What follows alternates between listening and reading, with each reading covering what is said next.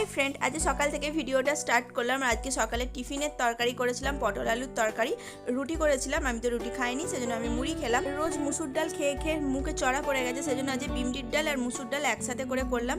কাঠে ভাতটা করে নিয়েছি, কিন্তু তারপরে আর কাঠে রান্না করা হয়। কারিপত্রগুলো গ্যাসেই বসিয়ে দিয়েছি, কারণ কাঠে ভাত হওয়ার পর অনেকক্ষণ উনুনটা বন্ধ গেছে, সেজন্য উনুনটা একেবারে নিভে গিয়েছিল। আবার প্রথম থেকে ধরাতে হবে, ততটা সময় নেই আমার কাছে, সেজন্য গ্যাসে করে নিলাম।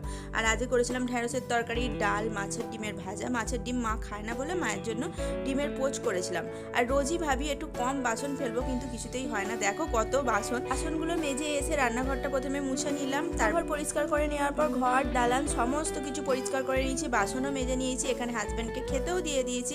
মুড়ি ভাজি এনেছিল, কিন্তু যেটা আবার আজকে আর তুলতে ভালো লাগছে না, অনেকটা বেলা হয়ে গেছে, তাই বেঁধে রেখে দিলাম, ও বেলা তুলবো।